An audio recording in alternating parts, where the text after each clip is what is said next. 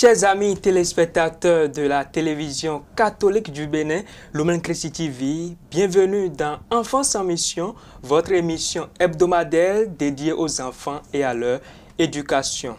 Comme le disait le professeur Albert Tevoedjere, l'éducation est l'âme la plus puissante pour transformer une vie. Cela veut dire tout simplement que si vous travaillez bien à l'école, vous pouvez construire votre avenir. Aujourd'hui, nous allons aborder une thématique très importante, comment être meilleur à l'école. Et pour en parler, j'ai le plaisir de recevoir sur ce plateau un invité très spécial, le frère Fulgence Awangonou. Il est co-scolaire et en management de la famille. Monsieur, bonsoir. Bonsoir, monsieur le général. Merci d'avoir accepté notre invitation. C'est un plaisir. Alors, nous voulons parler d'une thématique très importante, comment être meilleur à l'école. Alors, avant d'entrer dans le vif du sujet, c'est quoi l'école? L'école, c'est un environnement dans lequel l'enfant va répondre à une préoccupation majeure. Qu'est-ce que je vais devenir dans ma vie? Et cet environnement vous prépare à vous approprier des savoirs qui vont se transformer en compétences que vous allez utiliser pour impacter votre communauté. Donc, c'est un environnement dédié à l'apprentissage et qui vous permettra d'impacter votre communauté plus tard. Alors, pourquoi est-il important pour un enfant de chercher toujours à donner le meilleur de lui-même à l'école? Oui, l'enfant a besoin de donner le meilleur de lui-même à l'école afin de s'approprier des valeurs. Les valeurs de l'action, parce que plus tard, il aura agi à impacter sa communauté. Et ces valeurs sont des valeurs du sens de l'effort. Donc, l'enfant qui va s'approprier le sens de l'effort, plus tard, il comprendra qu'il est nécessaire de toujours faire un effort. Il va ensuite s'approprier le sens du sacrifice pour comprendre plus tard qu'il a besoin de renoncer au plaisir de l'instant afin de goûter à la joie du succès de demain. Et l'enfant va s'approprier les valeurs de discipline. La discipline, c'est pouvoir se soumettre aux normes. Donc, ces trois valeurs étant les valeurs de l'action dont il a besoin plus tard, l'école étant un processus, étant dans le processus de socialisation, donc ça lui permet de s'approprier toutes ces valeurs en étant fort, en étant performant, pour que plus tard, il soit un homme de qualité. Je vous donne un exemple simple. Oui. Nous, parents, chaque matin, on a oublié de réveiller nos enfants. Mais si on n'était pas allé à l'école, on n'aura pas cette gestion, cette capacité à gérer le temps. On l'a appris à l'école, parce qu'on est à l'école. Aujourd'hui, on se réveille tôt pour accompagner nos enfants à aller aussi à l'école tôt. Donc, l'école nous permet de nous approprier toutes ces valeurs indispensables à notre vie à l'âge adulte. On dit que la réussite commence à la maison. Alors, quel rôle les parents doivent-ils jouer pour accompagner les enfants? Les parents ont un rôle majeur à jouer. D'abord, un rôle pour amener les enfants à les motiver, à mettre en place une méthodologie et puis à suivre les enfants.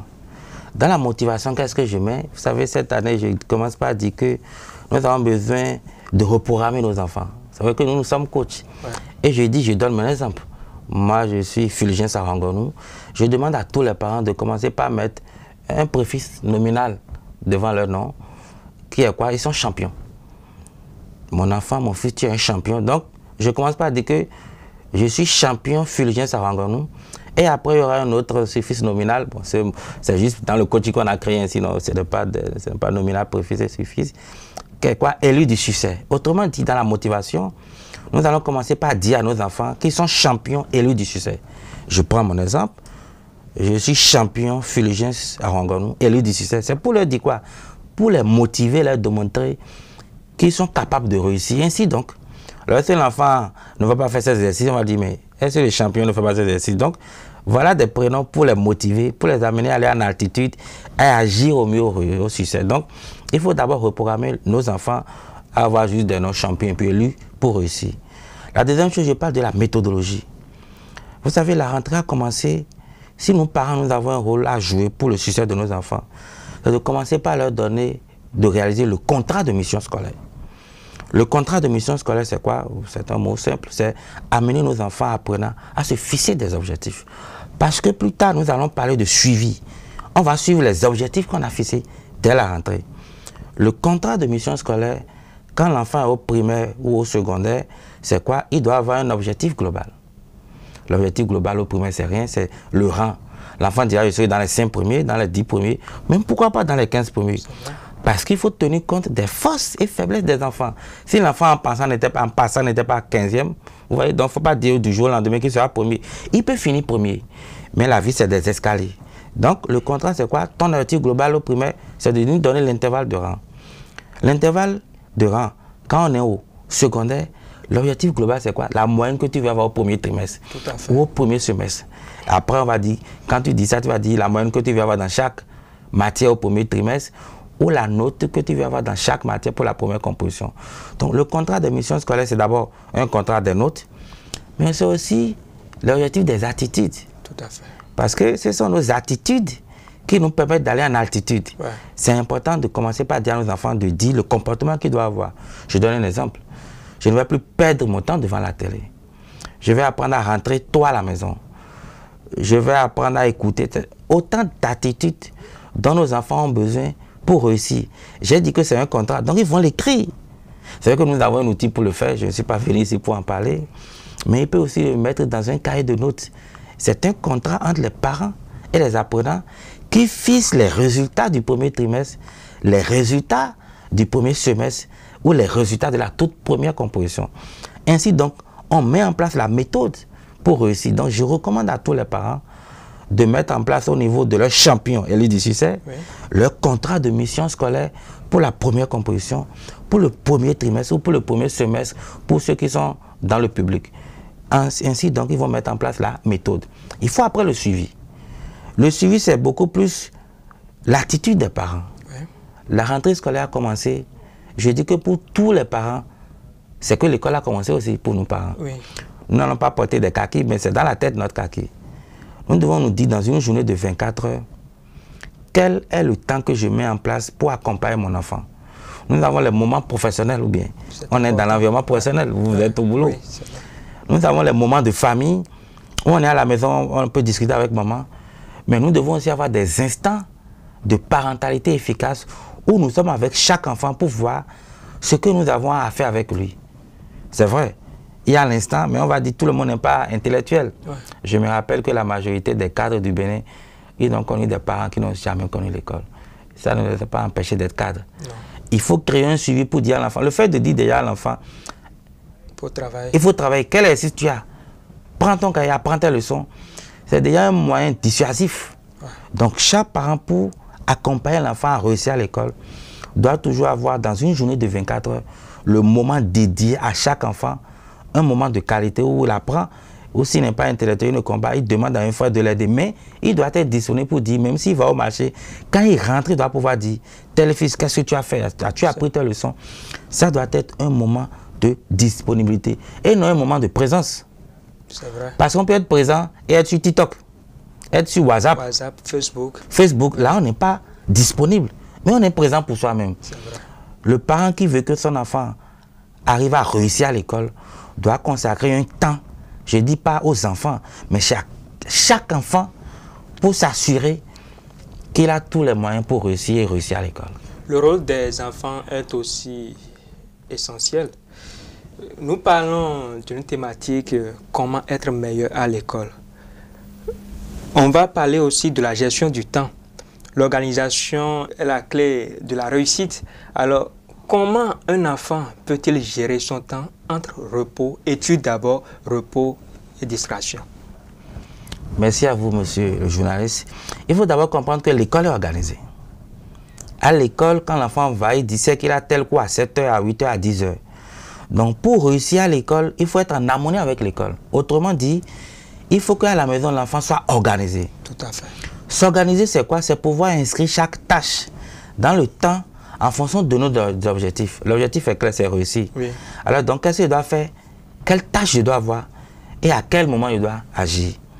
Nous proposons aux enfants, quand ils rentrent à la maison, de faire 3 choses. Et ça, c'est des tâches académiques. Oui. C'est de pouvoir faire d'abord la lecture des cours de la journée. La lecture des cours de la journée permet de corriger les fautes, parfois de souligner, de mettre le cours, de rendre le cours digeste, comme je l'ai dit. Oui. Ça soit boitriant, parce que c'est visuel. La deuxième chose, c'est de faire la révision des cours de lendemain. Quand tu as déjà ton emploi du temps de l'école, tu dois savoir ce que tu veux faire le lendemain. Il faut réviser, apprendre. Et faire aussi après un exercice. Donc, lecture, rêve et puis exercice. Mais entre ces temps, en fonction de l'âge des enfants. Parce qu'il y a des enfants qui, c'est pour la première fois qu'ils sont à l'école, ils sont peut-être à la maternelle 1. On ne va pas leur dire de faire l'étude au cours de la journée, tout ça. Avec ces enfants, il faut leur permettre de s'amuser un peu et de venir encore faire l'étude, bien d'écrire. Ah, c'est vrai. On ne va pas leur arracher tout le temps, que ce soit des temps académiques. On doit pouvoir jongler entre aller s'amuser. C'est ce que moi je faisais avec mes enfants quand ils sont encore tout petits. Je dis, ok, tu es rentré, qu'est-ce que tu veux faire? Ok, tu t'amuses 5-10 minutes. Et là, il faut qu'il y ait un parent, un adulte. Et après, tu viens, on va faire lecture, on va écrire A, on va écrire B, ainsi de suite. On va de plus en plus arracher plus de temps d'amusement et mettre plus de temps d'études. Mais le temps de repos n'est pas négociable. Parce que le cerveau, c'est comme un ordinateur. C'est quand on se repose, bien quand on dort, que lui s'approprie ce qu'on a appris. Donc il faut que nos enfants apprennent à se reposer et qu'ils arrivent à dormir le temps qu'il faut. Tout ça, c'est des temps de qualité pour réussir à l'école. Les distractions comme la télévision, le téléphone portable sont très présentes chez eux aujourd'hui. Alors comment aider les enfants à mieux gérer ces moments de distraction? Oui, les moments de distraction. D'abord, vous savez, la télévision, je donne mon exemple. Elle est toujours présente chez moi tout au long de l'année, y compris les périodes de vacances. Moi, je n'éteins pas encore la télé chez moi. Parce que je dis, on doit apprendre. Je n'aime pas une gestion du non. On ne fait pas faire. Mais il faut apprendre à nos enfants à s'organiser. Mais attention, ce n'est pas qu'ils regardent la télé. À 20 h, sur le journal chez moi n'est pas négociable. C'est ce que mon papa aussi faisait. Mon frère père Isaac Arango nous faisait. Parce que quand il rentre à la maison, il va dire qu'est-ce qui s'est passé aujourd'hui. C'est toi qui vas lui dire le journal. Et après, il va sur le journal de 23 h 30. Bon, s'il a le temps. Donc chez moi, les enfants suivent le journal et ils ont un cahier de journal. Ils regardent et puis ils mentionnent. Ça leur permet de capter, d'enregistrer, de résumer rapidement. On suit le journal, ce n'est pas négociable. Après ça, il n'y a pas autre chose. Le week-end, je leur donne des temps pour suivre ce qu'ils veulent, parce qu'on ne va pas leur arracher totalement la télé. 30 minutes le week-end pour suivre un programme que l'enfant aime, ça ne va pas tuer. L'enfant doit apprendre à s'organiser, c'est-à-dire à s'amuser, à étudier, à se distraire et puis à s'amuser. Je vous donne un exemple. Moi, je fais beaucoup de cours de coaching aussi dans des maisons. Cette année, j'ai eu un cours de coaching avec un enfant qui dit, coach, vraiment, mes parents ne veulent pas amusement, moi je veux bien m'amuser. Je dis, tu veux faire quoi? Il dit que moi j'aime jouer au ballon. Tu dis, ah bon, tu vas jouer au ballon quand? Il dit que lui veut jouer seulement au ballon les dimanches. Et je dis, comment il veut jouer? Il dit non, il n'a même pas besoin de jouer au ballon avec les amis. Hein. Quand on lui donne juste 30 minutes, il va faire des pélés. Il peut faire ça seul. Tu penses que je peux lui dire non? J'ai dit oui. J'ai dit aux parents, laissez-le le dimanche. Il va faire pélé, il va jouer au ballon. Il dit même qu'il peut jouer au ballon seul. Donc laissez-lui 30 minutes de distraction pour faire ce qu'il aime faire. Ça ne peut pas le tuer. Donc pour cet enfant, je concède qu'il joue au ballon 30 minutes chaque dimanche à faire des pélés. Même il ne veut même pas jouer avec quelqu'un. Donc c'est un moment où il veut s'amuser.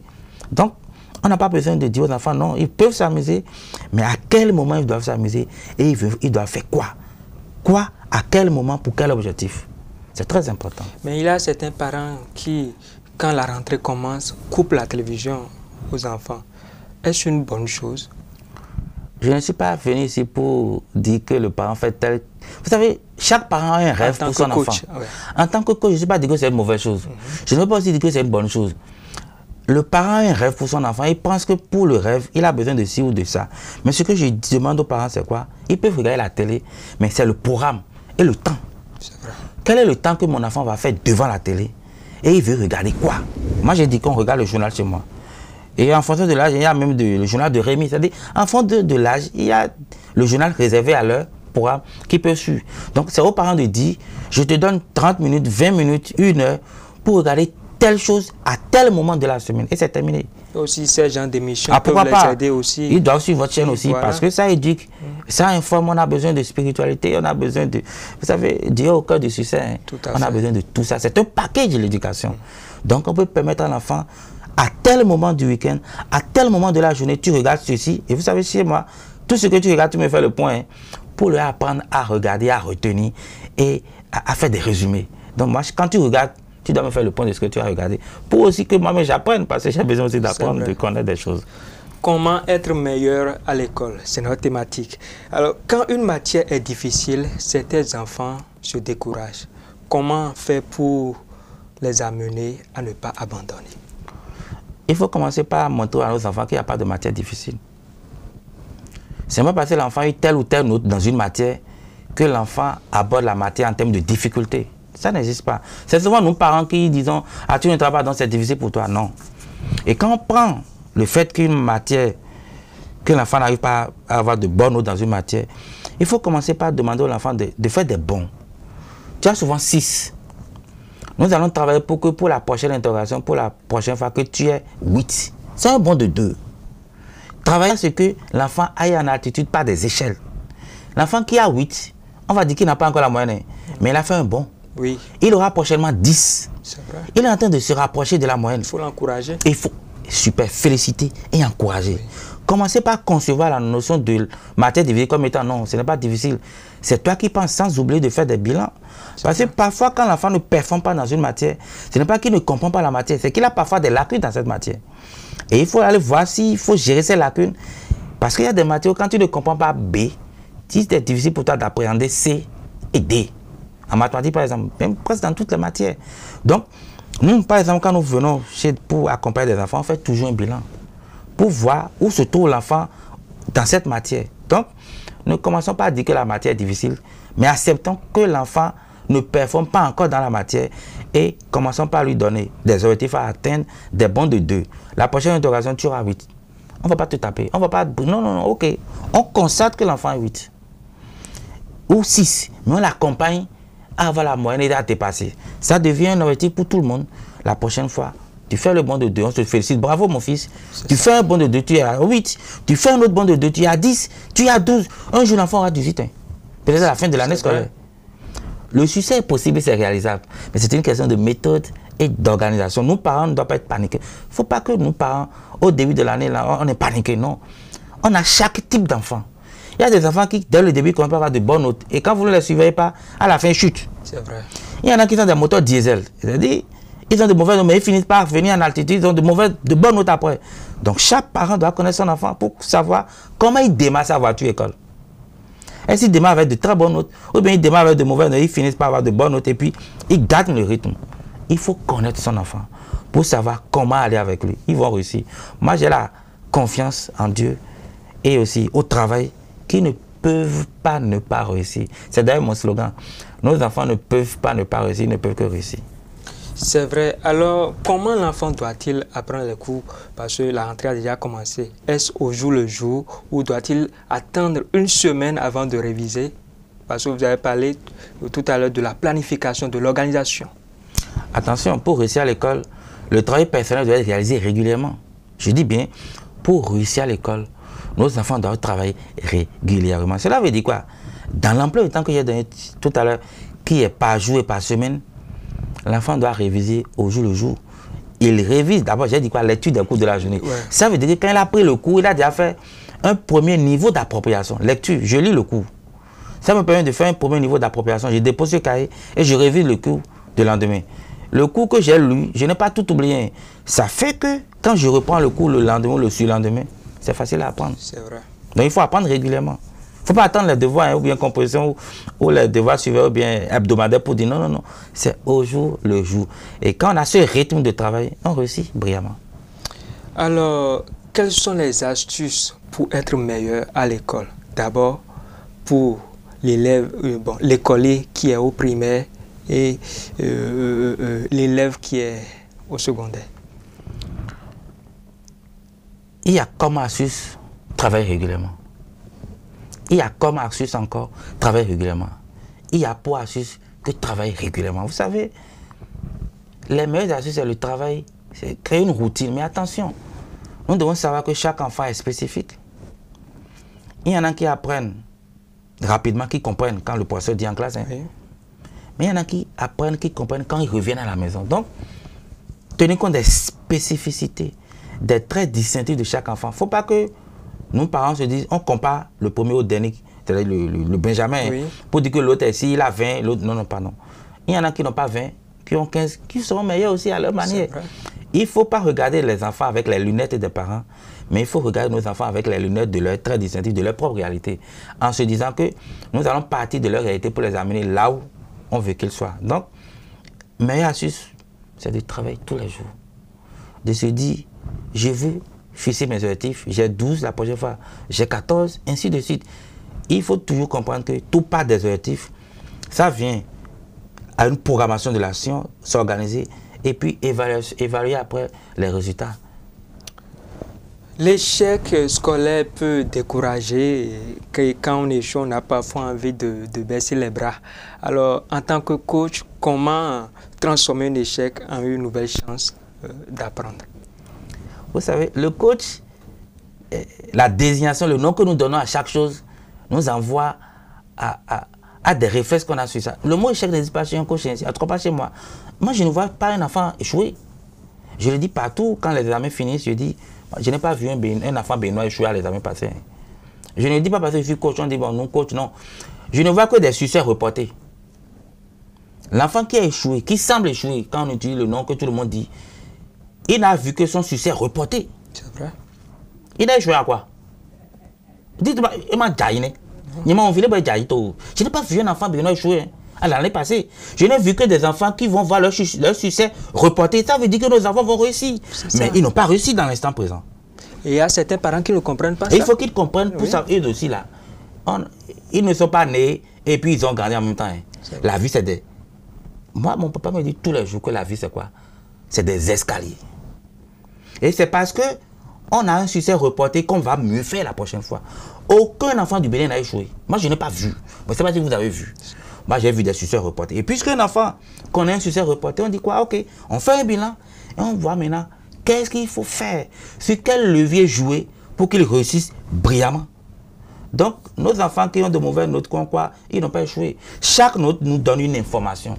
Que l'enfant n'a pas atteint le seuil d'avoir une bonne note. C'est une information, ce n'est pas un échec.